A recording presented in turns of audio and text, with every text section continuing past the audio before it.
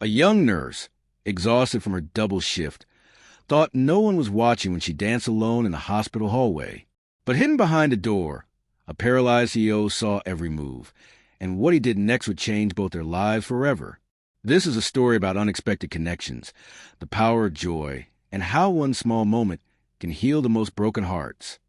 Before we dive in, make sure to subscribe, hit the like button, and turn on notifications.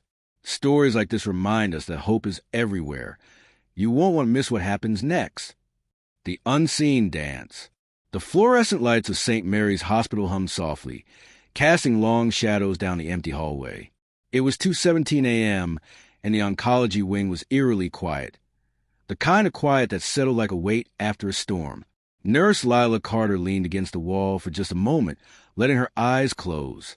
Her feet ached, her lower back throbbed, and the adrenaline from coating Mr. Reynolds earlier had long since faded. She had held his wife's hand until the woman's sobs turned to silent tears, until the chaplain arrived to take over, until there was nothing left to do but keep moving. Lila exhaled, rolling her shoulders. She was used to the exhaustion. It came with the job, but tonight it felt heavier. Maybe it was a third double shift this week. Maybe it was a voicemail from her mother asking again when she'd find a less depressing career. Or maybe it was the engagement ring she returned 6 months ago when Mark told her, voice flat, "I can't keep waiting for you to fix me." She shook her head as if she could physically dislodge the memory. Her wireless earbud, dangling from one ear, crackled faintly. The playlist she'd started hours ago had looped back to the beginning. And then there it was, the opening chords of Ain't No Mountain High Enough. A stupid, joyful song. The kind she'd danced to in college, barefoot in her dorm room, back when life felt infinite. Lila glanced down the hallway. No doctors, no patients, just a faint beep of machines behind closed doors. One dance. She turned the volume up. At first, it was just a sway, a tiny shift of her hips to the beat. Then her arms lifted just a little, and then, before she could stop herself, she was spinning, her sneakers squeaking against the linoleum. She didn't care that her scrubs were wrinkled or that her ponytail was half falling out. For 30 seconds, she wasn't Nurse Carter, overworked and heartsore. She was just Lila, alive and unobserved, her body remembering what it felt like to move without purpose. She grinned breathless as the chorus hit. Behind the glass of room 712, Daniel Wright watched. He hadn't meant to. He'd been staring at the ceiling, counting the cracks in the tiles, 17 so far, trying to ignore the phantom itch in his legs, the cruel trick his body played on him since the accident. The pain meds made him foggy, but not enough to escape the anger, not enough to forget that he used to run marathons, that he used to move, and then movement in the hallway. At first, he thought it was a trick of the light, but no, there she was. The young nurse from earlier, the one who'd adjusted his floor with steady hands, who'd smiled when he snapped about the hospital's terrible coffee. Now she was dancing, really dancing, like no one was watching, like he wasn't watching.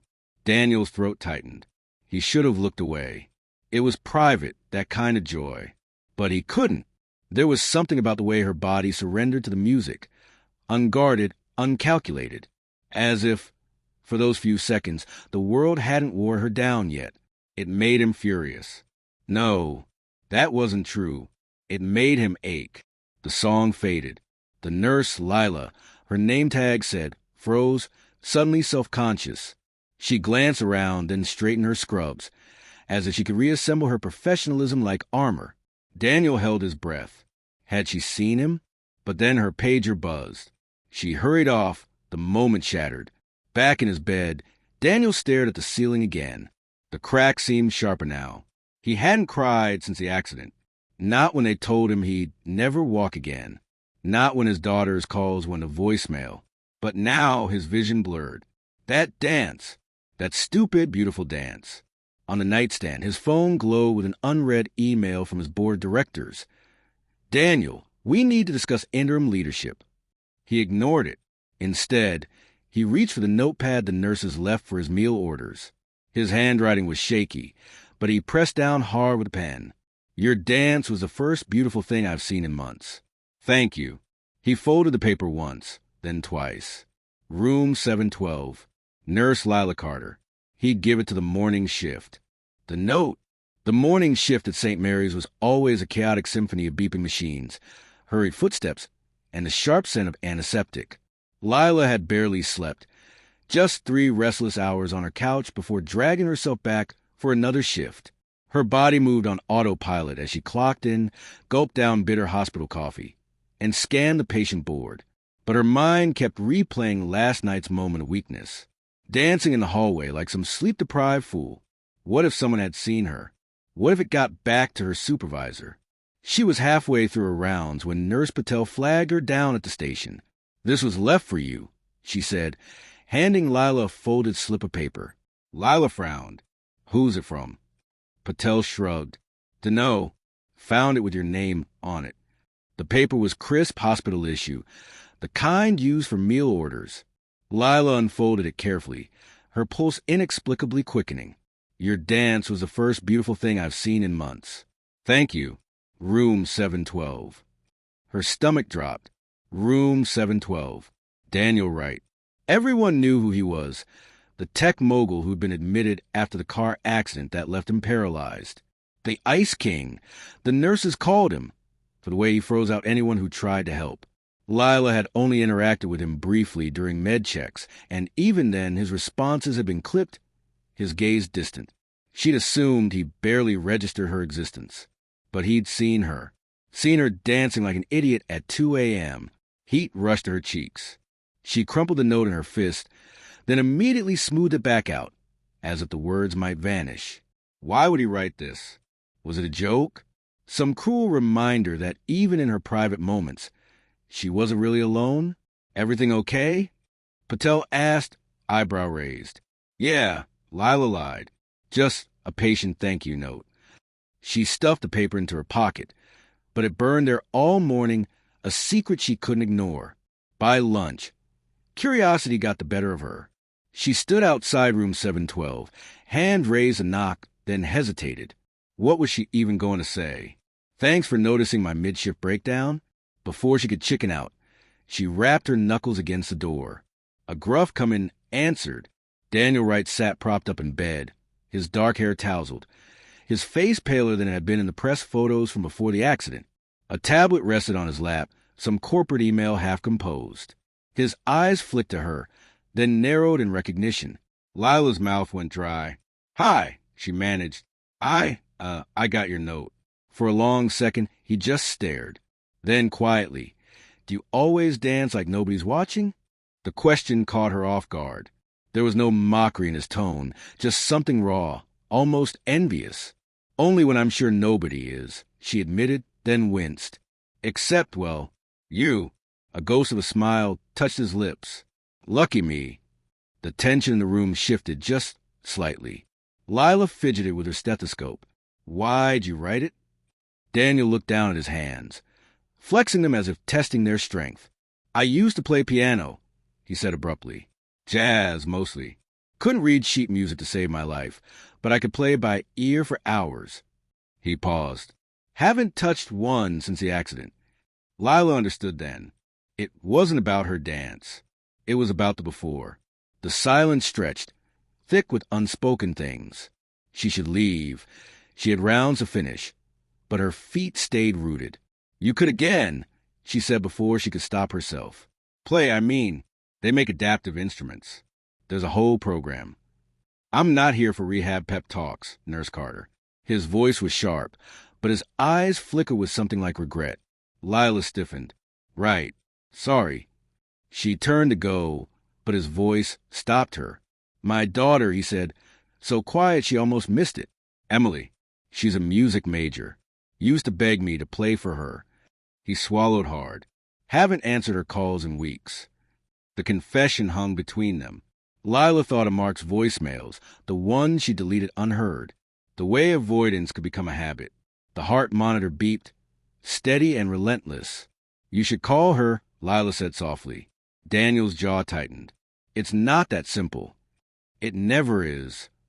For the first time, he really looked at her, not as staff, not as an interruption, but as a person. Lila held his gaze, surprised by the intensity there. Then his phone buzzed. The moment shattered. Daniel glanced at the screen, his expression closing off. You should go. Lila nodded, retreating. But as she reached the door, he spoke again. Tomorrow, if you, he cleared his throat, if you dance again, keep the music loud enough for room 712. She didn't know what to say to that, so she just nodded. The hallway outside felt colder. Lila exhaled, her fingers brushing the note still in her pocket. She didn't realize she was smiling until a passing intern gave her a curious look. That night, as she passed room 712 on her rounds, she paused. The door was ajar. Inside, faint music played, a jazz standard rich and melancholy. Lila kept walking. But this time, she didn't stop herself from swaying, just a little, to the rhythm. The melody of broken things. The days settled into an unspoken rhythm. Every night, after her rounds, Lila would linger near room 712. Sometimes she danced, just small movements, nothing as reckless as that first time. Other nights, she simply leaned against the wall and let the music from Daniel's room wash over her. Jazz, mostly. Thelonious Monk. Bill Evans. Once, startlingly, a Chopin nocturne that made her chest ache with its beauty. She never knocked. He never called out to her. But the next morning, there would always be a note waiting at the nurse's station. Monk's, round midnight, is better with company. 712-inch. You're offbeat, but I like it. Play this one tomorrow. Attached to a ripped-out page of sheet music she couldn't read. It was stupid. It was a highlight of her shifts. Then, one rainy Thursday, the rhythm broke.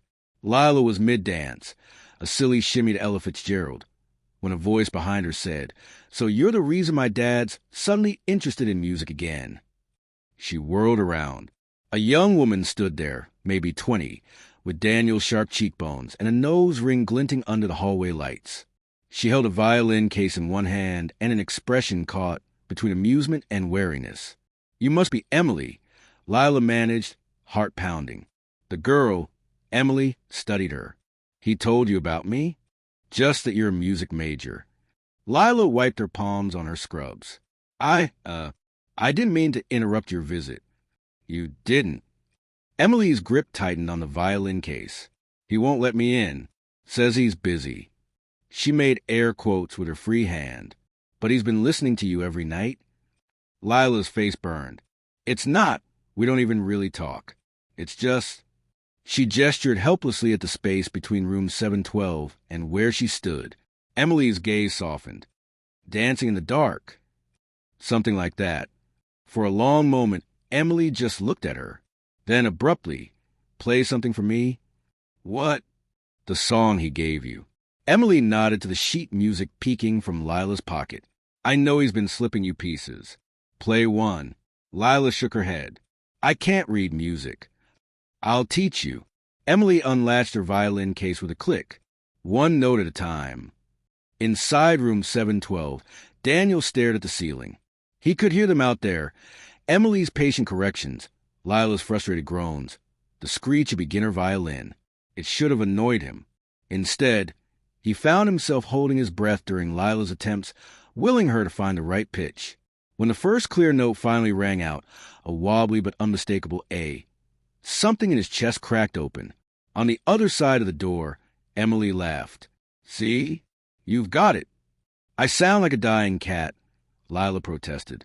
"Yeah, well, so did Dad when he started." Daniel's breath caught. She remembered. He reached for the call button, then stopped. What would he even say? "Sorry I pushed you away? Sorry I couldn't bear to see your face when you realized your hero was just a broken man in a hospital bed?" The music started again, a halting rendition of "Twinkle, Twinkle, Little Star." Daniel closed his eyes. 20 years ago, he'd played that for 4-year-old Emily on a toy piano. She'd clapped like it was a symphony. The door creaked open. He expected Emily. Instead, Lila stood there, violin clutched awkwardly in one hand. "Your turn," she said. Daniel stiffened. "I can't." "You can." Emily appeared behind her, holding a small keyboard one of the nurses must have scrounged up. Adaptive fingerpicks. "Just like your email said you weren't ready to try." His face flushed. So they'd been conspiring. Lila stepped forward, placing the violin on his bedside table. "One note," she said softly. "That's all." Daniel looked at his daughter, really looked, for the first time in months. She'd gotten a new tattoo since he'd last seen her up close, a tiny music note behind her ear.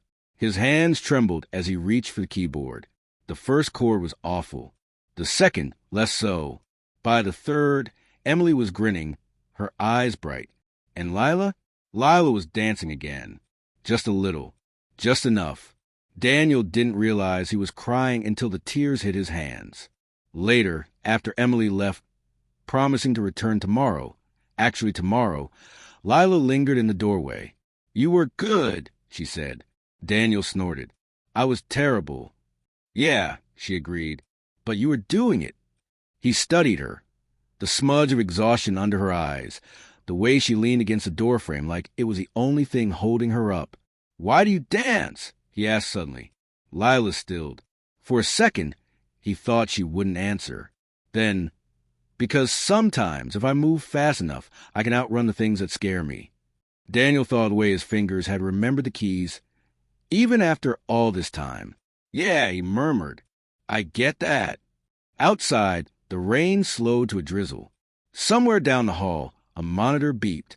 Lila turned to go, but Daniel spoke again. "Tomorrow, bring the violin." She smiled. "Only if you play with me." And for the first time since the accident, Daniel Wright laughed. The first step. The hospital board meeting was in 3 hours, and Daniel Wright was officially out of time. He stared at the email on his tablet. The final notice about budget cuts that would eliminate the rehab program. The same program that had helped him grip a pencil again. The same program that patients like Mr. Reynolds, who was learning to speak after his stroke, relied on. Across the room, his physical therapist, Maria, adjusted the parallel bars. Ready to try? Daniel clenched his jaw. Standing was still a battle. Walking? Nearly impossible. But last night, he played an entire chorus of Autumn Leaves without missing a note. Progress came in unexpected ways. He gripped the bars, his knuckles whitening as he hauled himself upright. Pain shot through his legs. The phantom kind, the cruel joke his nerves still played. Sweat beaded on his forehead after just 3 shuffling steps. Maria cheered. "That's your best yet." Daniel didn't answer. His gaze was fixed on a hallway window, where Lila was leading a group of pediatric patients in what could charitably be called a conga line.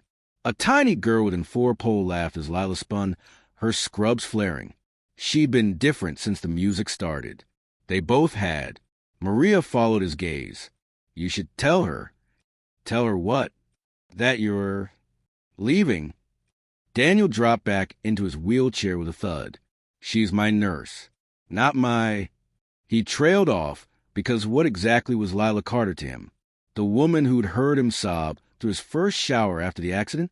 The one who'd smuggled in real coffee when the hospital stuff tasted like sludge? The person whose terrible violin playing somehow made the nights less suffocating? His phone buzzed. Another email from the board.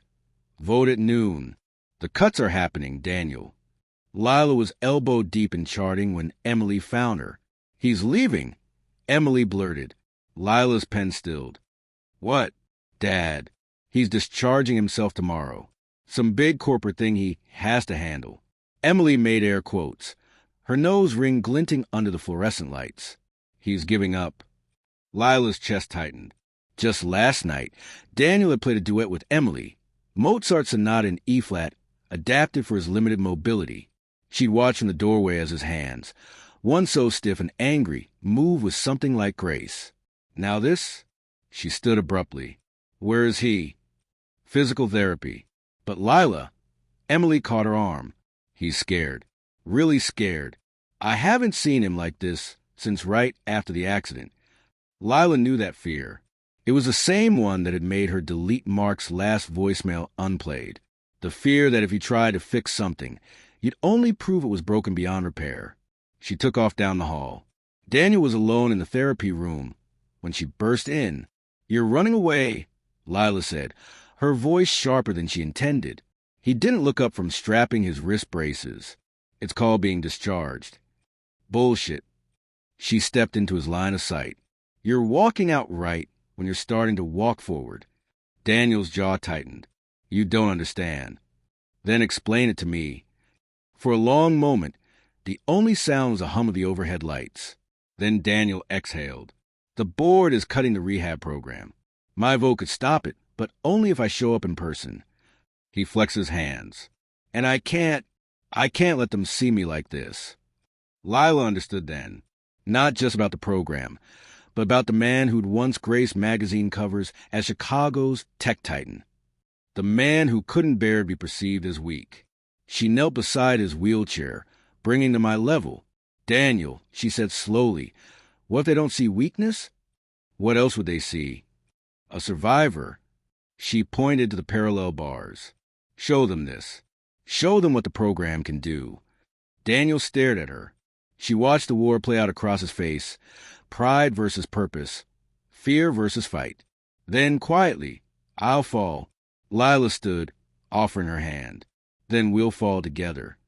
The boardroom fell silent when Daniel entered, not in the wheelchair, not perfectly upright, either. Lila and Maria flanked him, their arms a steadying presence as he took one shuffling step after another. His dress shirt stuck to his back with sweat, but his chin was high. Emily waited at the head of the table, violin in hand. What's this? Demanded the board chairman. Daniel's voice didn't waver. A demonstration. And then music. Emily's bow flew across the strings, a soaring Mendelssohn piece. Daniel's hands moved to the adaptive keyboard on the table. His playing wasn't perfect, but it was alive. Lila, watching from the doorway, felt something warm and bright unfurl in her chest. When the last note faded, Daniel addressed the stunned room. This program gave me back my hands.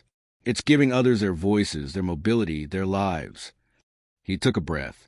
Cut it, and you're not just saving money. You're stealing futures. The vote was unanimous. The program stayed. That evening, Lila found a package in her locker.